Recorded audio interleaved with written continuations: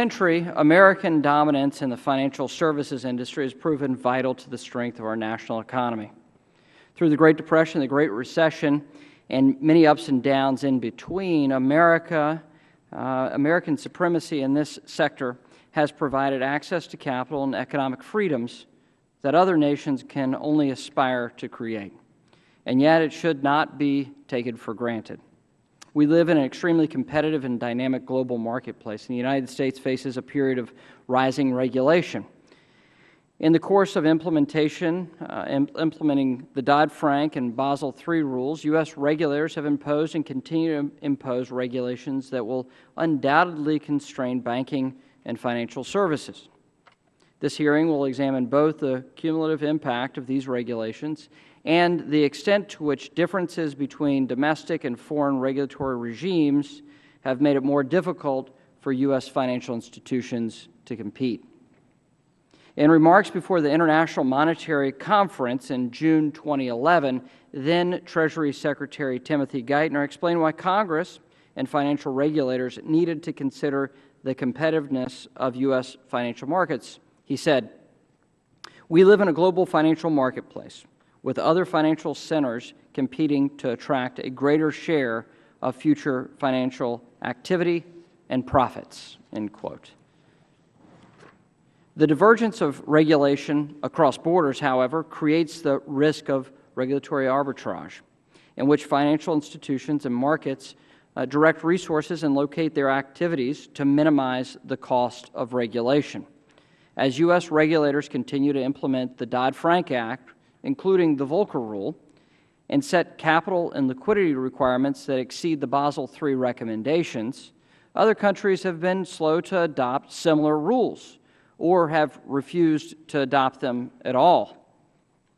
Given advances in communications technology, financial institutions are looking outside the United States to avoid the burdens of U.S. regulation.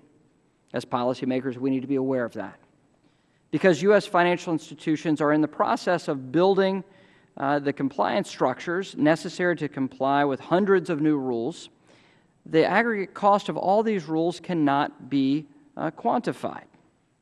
Because regulators have refused to undertake cost-benefit analyses for these new rules, estimating their cost is difficult. Nonetheless, these regulatory burdens will impose costs in the form of anemic economic growth and weak job creation.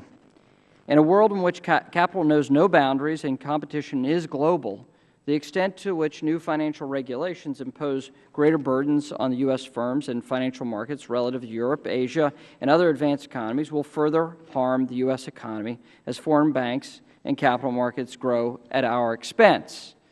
Now, we have to talk about the regulation within our regime and what we can control. That's what this hearing is about. Overregulation extends to all areas of finance, even those intended to help small entrepreneurs seeking to raise capital through crowdfunding.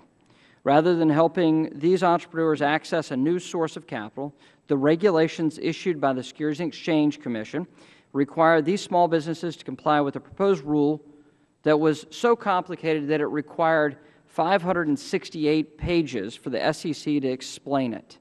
This is unacceptable. As the U.S. awaits a final rule from the SEC, European securities-based crowdfunding has been permitted to operate under a much more reasonable regulatory framework that is continually expanding. Other opportunities in Asia are already existent. We are slow to catch up when it comes to crowdfunding. As it stands today, the United States is a net importer of capital and a net exporter of financial services.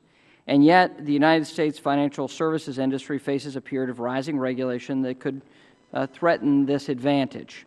Financial regulators implementing Dodd-Frank and international accords have and continue to impose regulations to prevent or constrain banking and financial services in virtually all of its capacities. As we continue down this path, it's imperative that we view the regulatory costs and burden in a larger global context. That's how the capital markets view it, and as policymakers, that's how we must view it. I look forward to hearing from our witnesses today and the questions our members have, and and I know that we can benefit from the broad expertise of this panel. With that, I'll now recognize the ranking member for 5 minutes.